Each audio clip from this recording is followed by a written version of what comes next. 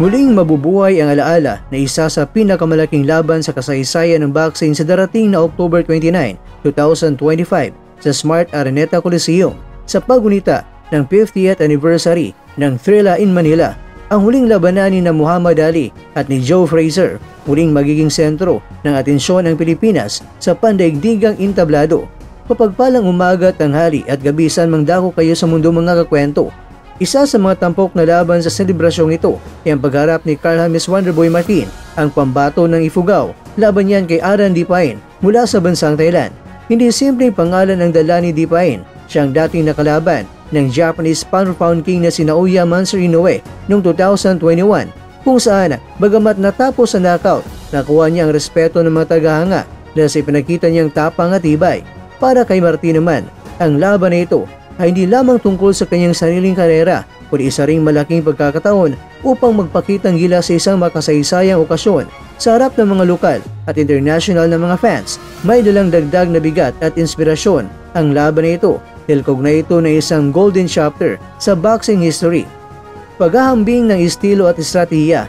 Kung susuriin, magkaibang henerasyon at estilo ang magsasalpukan. Carl James Martin, isang batang bituin na kilala sa kanyang exclusive offense. Taglay niya ang mabilis sa footwork, matutulis sa mga kombinasyon at knockout power na siyang bumighani sa mga fans ng Pinoy boxing. Sa kanyang edad, hawak niya ang impresibong record at reputasyon bilang isa sa susunod na maging world title contenders ng bansa. Aran Dipain, isang veteranong Thai fighter na malalim na ang karanasan. Hindi siya natitinag sa pressure at may kakaibang tibay ng panga gaya ni panakita niya sa laban kay Inoue. Mas sanay siya sa digmaan sa gitna ng ring at kadalasan ay ginagamit ang kanyang pagiging agresibo at physicality upang basagin ang ritmo ng mas batang kalaban. Para kay Martin, magiging mahalaga ang pasensya at disiplina. Hindi sapat na umasa lamang sa knockout punch. Kailangan niyang gamitin ang bilis upang umiwas sa mga heavy exchanges na gustong ipuwersa ni Dipain. Kung magtatagumpay siya sa pagpapanatili ng distansya, maaari niyang kontrolin ang laban at dandahan niyang pahinain ang veterano. Samantala, para kay Dipain, ang pinakamabisang sandata ay ang kanyang karanasan. Alam niyang mas bata, mas mabilis at mas gutom ang kalaban, kaya't malamang na ipipilit niyang gawing pisikal ang laban. Ang paggamit ng body shots, clinch at matitinding counter ay maaaring maging susi upang subukan ang tibay ng Wonderboy. Ano naman mga kwento ang nakataya at ano ang maaaring idulot nito? Ang laban na ito ay hindi lamang simpleng salpukan, kundi isa ring pagkakataon upang may pakita kung sino nga ba ang tunay na handang umangat sa mas mataas na antas ng kompetisyon. Para kay Carl James Martin, ang panalo laban kay Aran Dipain ay magsisilbing statement win. Ang pagkatalo ng Thai fighter kay Inoue ay nagsilbing sukatan ng kanyang tibay. Kaya kung magpapakita si Martin na mas dominante at mas malinis sa performance, tiyak na tataas ang kanyang pangalan sa international rankings. Maaari itong maging tulay patungo sa World Title Eliminators at maging hudyat na handa na siyang sumabak sa mga mas malalaking laban sa hinaharap.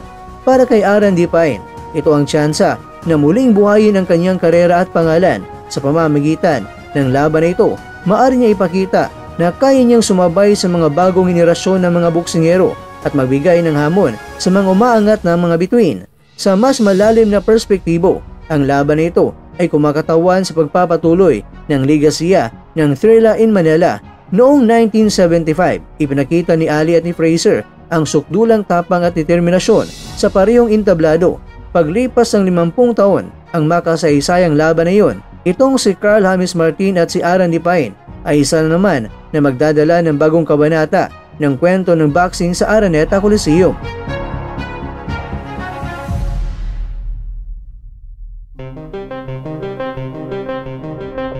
Mga kakwento, sa dulo, ang tanong, makikita ba natin ang bagong bituin ng Philippine boxing na magbigay ng alaala para sa susunod na henerasyon o magpapakita ba ng panibagong sigla ang Thai veteran na minsang umarap sa monster ng Japan?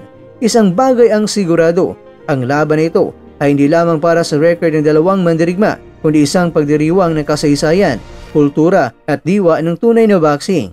Hanggang sa muli, ako po si Mr. Kwento na nagsabing bumagsak ka man sa totoong buhay, pero huwag kang mag-alala dahil may sapat pang panahon para makabangon ka.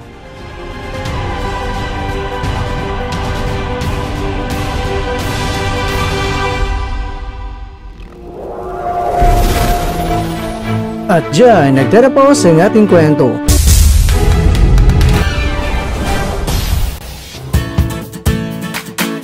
Maraming salamat mga kakwento sa inyong panonood. Pero baka naman mga kakwento ay nagustuhan niyo po ang kwento natin ngayon. Baka pwede niyo po akong mabigyan dyan ng like, subscribe at pa-click na rin sa bell button.